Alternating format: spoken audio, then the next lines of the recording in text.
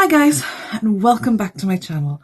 It feels so weird to say this because you might have noticed I actually haven't filmed a video.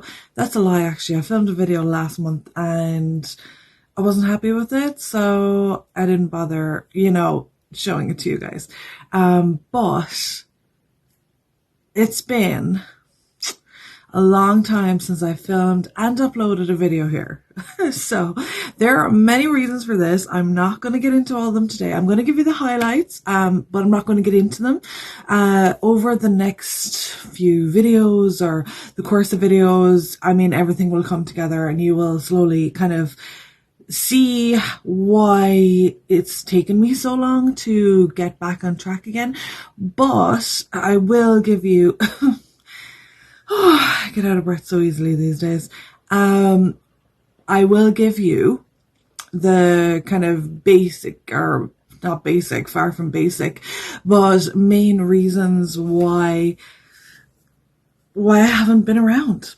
So I guess top 3 in kind of order. I don't know. They're all huge. So, but I suppose the biggest one is that I'm currently 6 months pregnant.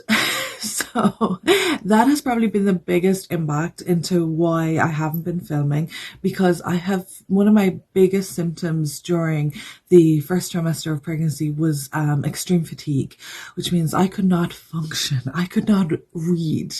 All my energy was going into just living, and I was working at the time. I'm not working anymore. That's a whole other story, but I was working at the time. So all my energy went into working, and when I came home in the evening, I could barely have enough energy to make myself food, or change my clothes, or have a shower, or do anything, for about 12 to 14 weeks. It got slowly better, obviously, as we headed towards the 14 weeks. But in that initial period, couldn't read a thing. Could barely watch TV, to be honest. So, yeah. That's one of the main reasons for, I suppose, the absence. But in that time, we also got engaged. My nails are not great right now, so I'm not going to show you the ring, but I will put a little photo up here. So we got engaged, which I'm very excited about. The wedding will be anytime soon, but yeah, I was not expecting it. You could be like, girl, you're pregnant and you've been together for years. Yes. It's not, the wedding was, or the proposal wasn't a shock, but the timing of it was. I was not expecting it when it happened. I actually thought it would be after the baby arrived. So it was the best day. Right, Lola's just up here, my little cat. So you might see little cattails and things around the place. But anyway, also not sure if you can hear the purring or not, because she's quite close to the setup. So, yeah. And then the third thing, which is another influence in why it kind of took me so long to get back into the swing of things, is we moved our entire life. You might notice setup is different. Sorry, Lola was just fidgeting with things. So to move her, she's now lying on the bed. Yeah, so we actually moved our entire life. We moved back to the county where I'm from, which is Cork, and we moved myself, my fiance, my baby, which is on the way, 2 dogs and a cat, back to our home house. Well, my home house. So yeah, that's been a huge thing, because obviously there's been a lot of adjustment in that period. It's affected a lot of people, the animals settling in, and then with the house, the way we've set it up is that myself and Joe are going to take over kind of the 2 rooms upstairs, so my old room and my brother's old room, so that we have 2 rooms. One is going to be our bedroom, which is this one, and then the other one is going to be like a living area where we can chill with the dogs, the baby and all that, and kind of have our own space. So like I said, I can't really breathe right now. There's not space, but yeah, so that room isn't finished yet. There's a lot of work going on, kind of fixing these rooms up, decorating them, getting furniture pieces, all these different things. So it's all been a lot. Anyway, those are essentially the highlights of what's been going on and why I have not been around.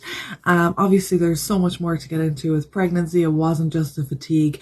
There's so much more to get into when it comes to moving and all the stuff we've been doing. And obviously there's been so much more that's happened within those 2 months. And over time, we will get into all of that. But that is not what you're here for today. And I don't want to spend the whole day on a catch up, or the whole video, I should say, on a catch up. So in this time, I've called it May wrap up because I will be doing May's books, but there's also 2 books that I read before that. So basically from January to April, I read 2 books, and that was probably just in April, to be honest. So let's just talk about those as well.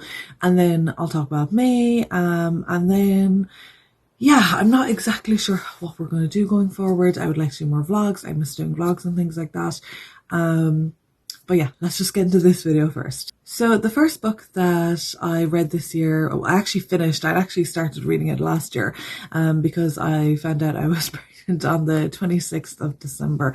And to be honest, I was getting really tired even before I found out I was pregnant. It was one kind of symptoms. I was so tired. So I read half of this and then I kind of got back to it in April, and I picked this book up actually last September, and I picked it up in Newcastle when we were traveling. Last year we went to Newcastle, then we flew out to Barcelona, and we just did a whole kind of holiday road trip kind of thing. Yeah, anyway, so the book that I picked up was The Dog Sitter Detective by Anthony Johnston, and I gave this book a 3-star. I thought that it was good. I like the hardbackness of it.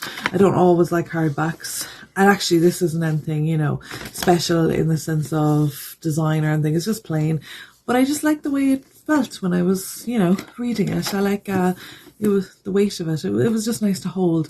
So this is basically about, I'm after forgetting things. I'll be right back. Okay, I just had to get names. So this is about Gwynnie Toffel, and she is actually a actress. Well, she used to be an actress. She's retired now at this stage. She's in her 50s, I believe.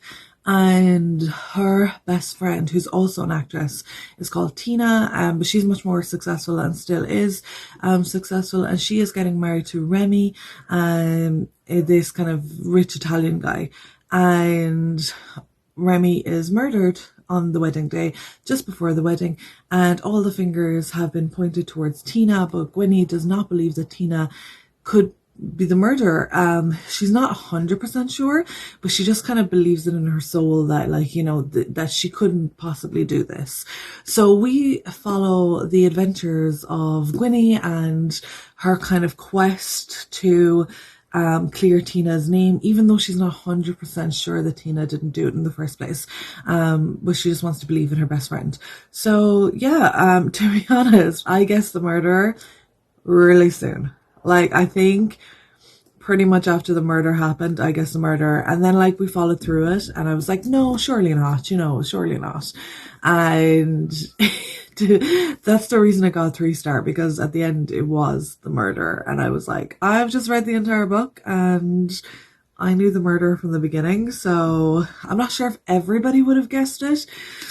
I don't think of myself as someone who's like really good at guessing these things. I mean, maybe I am. I haven't read enough murder mysteries to really give that conclusion yet.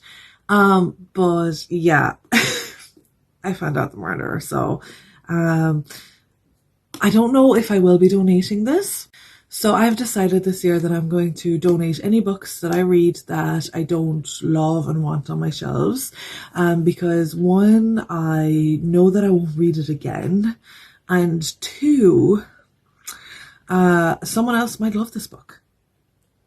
I say this book after saying I might not donate it, but they might love the book that I rated kind of average, or that I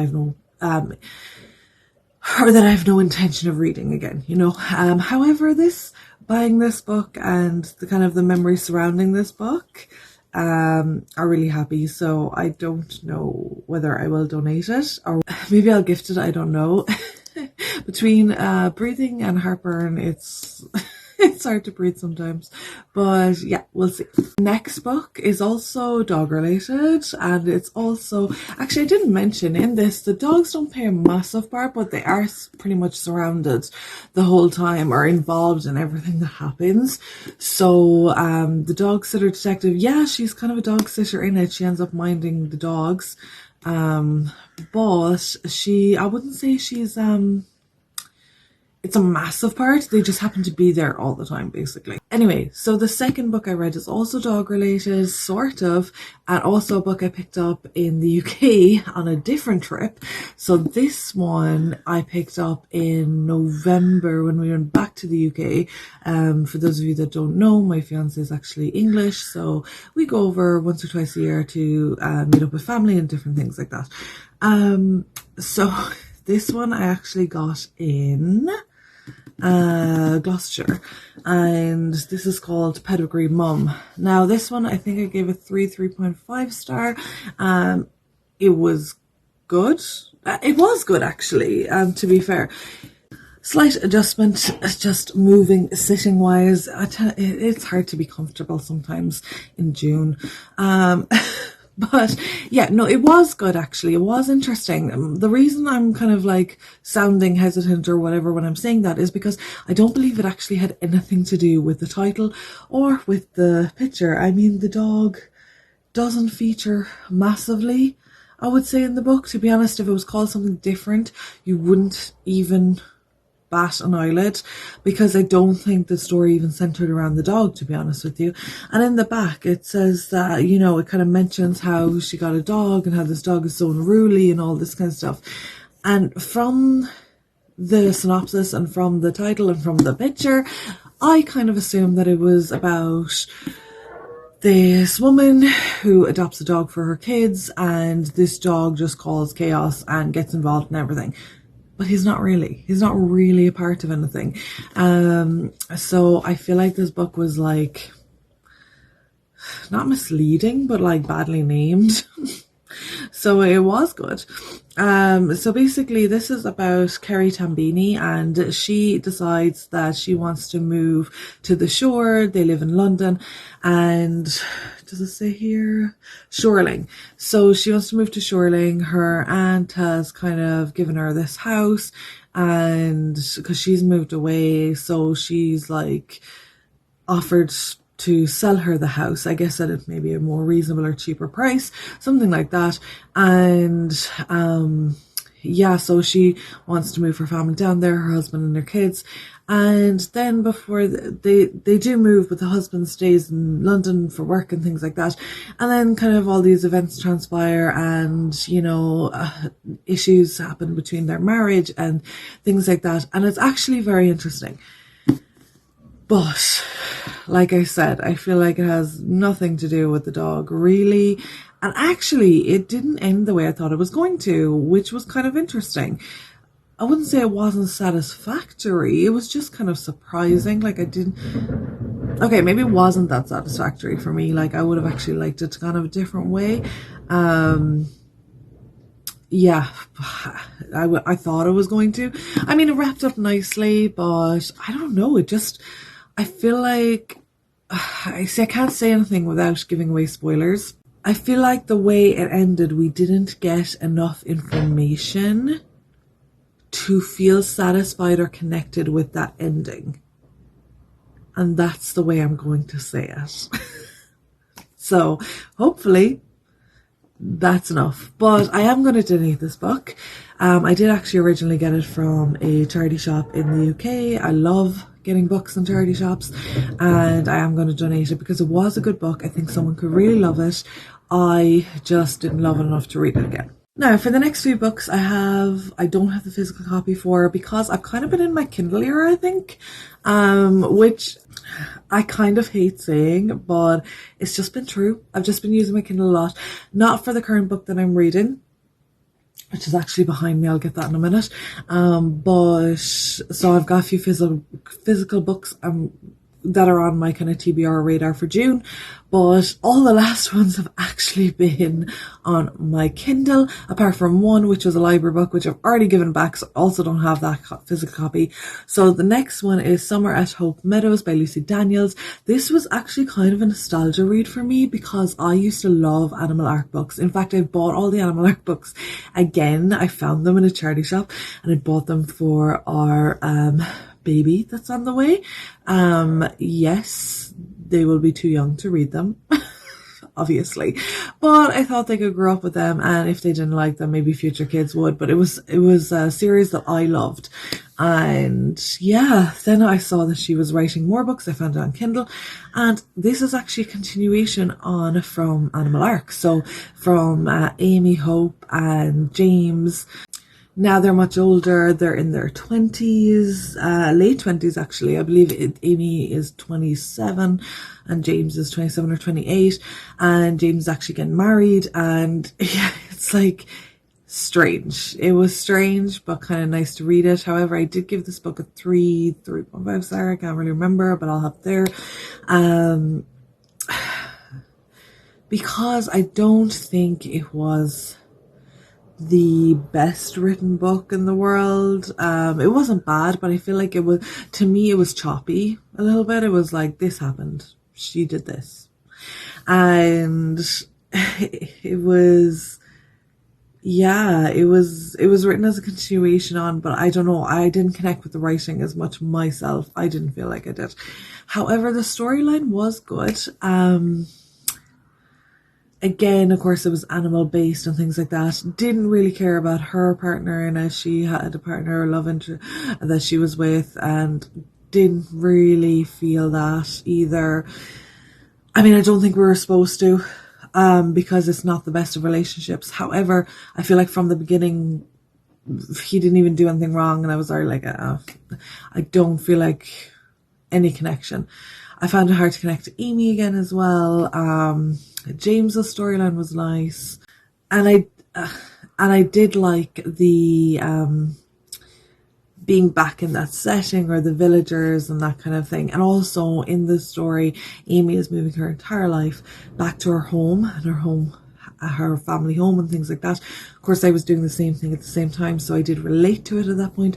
But yeah, no, I don't think it was like an amazing book, but I'm glad I read it, and I will actually read the next one, which will be the Christmas one, and I will be reading that. So yeah, they're good, but nothing to write home about. The next book was actually a huge surprise for me. It was a Christina Lauren book. I know Christina Lauren are very popular here on YouTube and then Bookstagram, Booktube and all that. But I only read one book previously from Christina Lauren, and that was The Unhoneymooners. And I know The Unhoneymooners is a very popular book also, but I did not like it. I did not connect to it. I did not enjoy it. So I was not that excited, but at the same time I'd heard that, you know, people just rave about their books, and I just really wanted to be a part of it. Okay, I felt sad about not being a part of the hype, that I was like, I'm going to give another book a go. And it was a library book, and it was Something Wilder. And I loved it. I absolutely loved it. I loved the storyline. I loved the setting.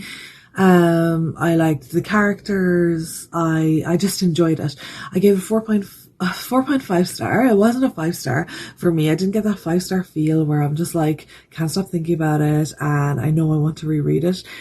To be fair, I actually probably would reread it, but I think what I enjoyed most about it was the fact that there were many twists and turns. Now, some was a bit too much, a bit too comical, like, as in I feel like the ending wasn't as real as I wish that it was, like, as in it didn't feel as real or as heartbreaking or as anything as I wish that it was, but it was still a really interesting book. If I had to pick my favourite thing out of the book, it was the setting. It was set in like, I want to say Grand Canyon, but it's not really, but like loads of canyons, and it's like the Wild Wild West basically, where like, you know, it's all rough and ready and it's all like sand, and you know, all of that, and they're all on horses, they're on horseback, that's how they travel, and then it's full of adventure and backpacks, tenting and, you know, rations and stuff, and I just find it fascinating. I just really, really enjoyed that aspect of it. I didn't enjoy all the characters or anything like that, but yeah, overall it was a really good time and I highly recommend it, and it was 4.5 star for me. The next book I could probably talk about for hours. It was definitely a 5-star, but you've probably heard about it for hours anyway from everybody else, because I'm probably one of the last people to actually read this book, and that is Divine Rivals by Rebecca Ross. This is a book I tried to get my hands on in several countries in hardback, because I felt like this was a book that I was just going to love. I don't know why. And I wanted to get it in a place that would hold memories for me, rather than just getting it on Amazon, because, you know, I could just get it on my Kindle in that case, you know. However, I couldn't find it anywhere. It just was not to be. Do you know how many countries I checked? So Ireland, England, Wales, Spain, and Luxembourg. So 5 countries. Didn't find it. So, in the end, I got on my Kindle and I said I'm just going to read it. And honestly, I'm so glad that I avoided all the spoilers and avoided anything about it as much as I could. Because if someone had said to me, this is essentially a World War retelling, or World War II retelling, or imagined or inspired by World War, I would not have read it. And that's essentially what this is. So people say it's fantasy, it's YA fantasy, that's the genre it's in. I don't actually agree with that. I think it's magical realism, and maybe my definition is different to other people's, and maybe, you know, you wouldn't count as magical realism, but however, for me, the magic system and the magic was so minimal in these books that they almost didn't matter. Now, I say they almost didn't matter because they were an integral part, but they were minimal in how it came across in the book. So it's like most of their world is exactly the same as ours. The way that they even battled for the most part is exactly the same as ours. The way that they were like fighting or dressed or, you know, ranked and all these different things were exactly the same as ours. The shops, every the way they lived, it was very reminiscent of what I would understand or know or heard of from World War I or World War II.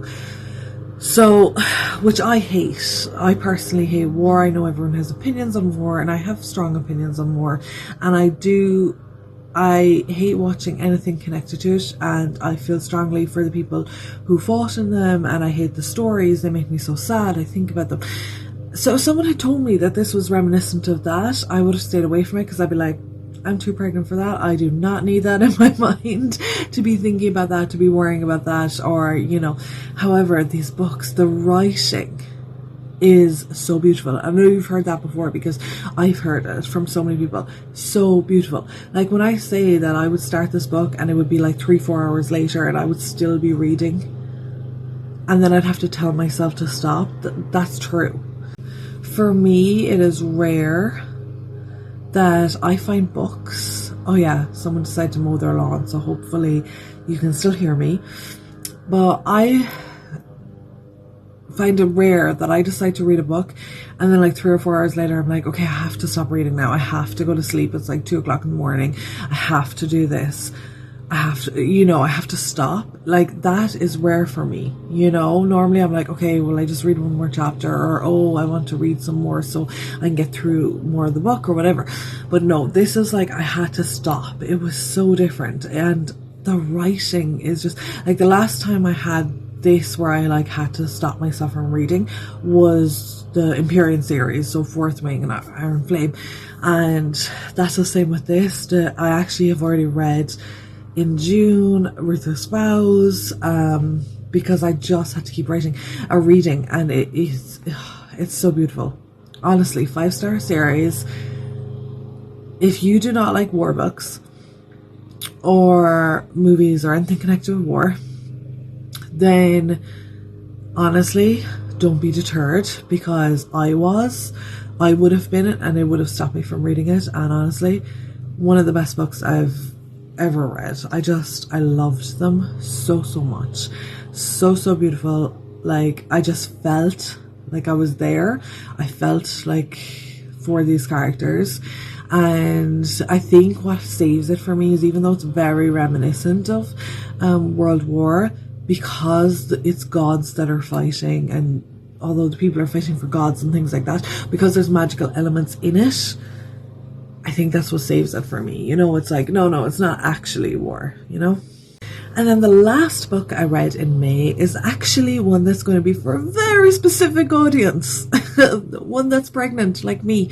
So the last book that I read this in May, and I'm actually rereading it again in June, because I feel like, maybe it's just me, but I don't feel like you can, when it's something you're learning about, that you can't take it in one sitting. You need your brain to kind of internalize it a bit more, and especially when it's something that is an intense situation. So that was Practical Ways to Make, sorry, I'm reading it off here because I can't remember the whole title. Practical Ways to Make Your Birth Better by Siobhan Miller. Now, when I say this book changed my life, I am not exaggerating. So far, it has been the biggest impact on my life since becoming pregnant. Probably before that, actually. So as a first-time mom, or first-time person who's going to give birth, I think that birth is daunting, nerve-wracking,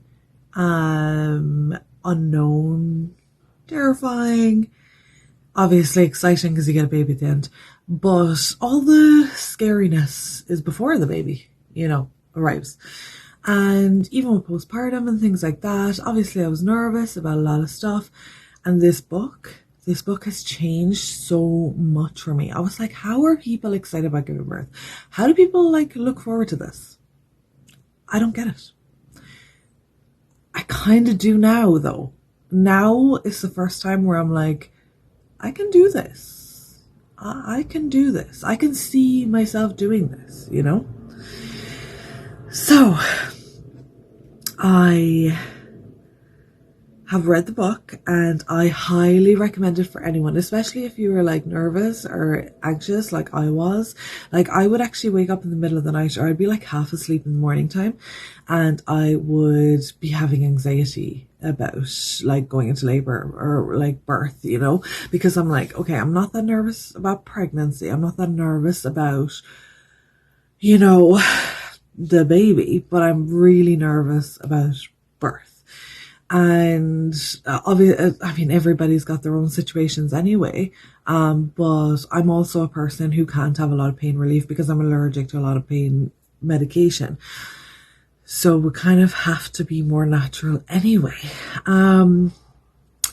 So yeah, I heard of this book. I started looking at positive birth stories on YouTube, which I highly recommend you do. And two of my favorite stories, two of the stories I was like, that didn't sound bad, or I could do that, or they seem really happy. You know, it just made me kind of like happy watching it. They both said, read Siobhan Miller's book, Practical Ways to Make Your Birth Better, hypnobirthing, all of this. And I'm so glad I did. And since then, I've watched more positive birth stories, which again, I recommend. And I would say majority of the stories include this book and this author. And I will be doing her course. She has an app as well, which I'm also doing. I'm currently 26 weeks pregnant, so I'm in the last week of my second trimester. So I'm like, in my head, I'm like training as if it's my job, essentially, you know? And I highly recommend that if you are in a position like I am, and you are pregnant, you are nervous about birth, whatever stage of the pregnancy you're in, even if it's a week before birth, read this book.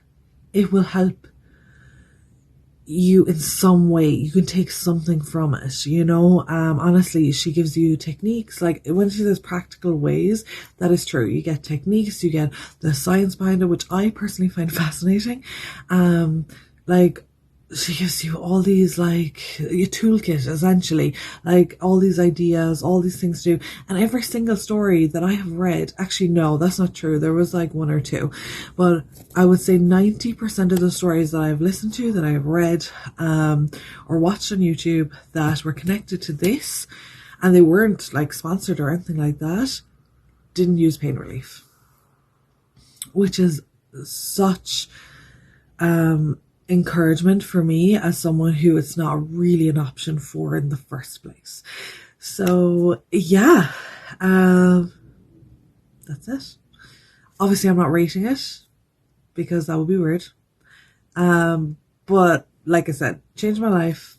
Take with that what you take from that what you will, and highly recommended for me if you are pregnant, trying to get pregnant, looking to get pregnant, just find it interesting, has a friend that's pregnant. If you're a partner, also, I highly recommend this book. So there you have it, my first video back. Oh, feels so good. I'm excited. I'm going to be back on Instagram again, so you can check that out. I will leave all links below to previous videos if you're interested in them. I have a few videos in the pipeline coming up, and I'm excited about it. And yeah. It's already been an interesting year, and it's gonna be an even more interesting year as it goes on. I've already been pregnant for the entire of 2024, and to be honest, any of the big things that you can do in 2024, we've decided to do it this year for some reason. So please leave me a comment below. Let me know what was the best book you've read this year, or the best book you read in May. If you have any recommendations, how did you feel about Divine Rivals? Although if you say anything bad, I might cry, you know. But no. Have you read any of these books? What did you think? And I will talk to you very, very soon. Bye, friends.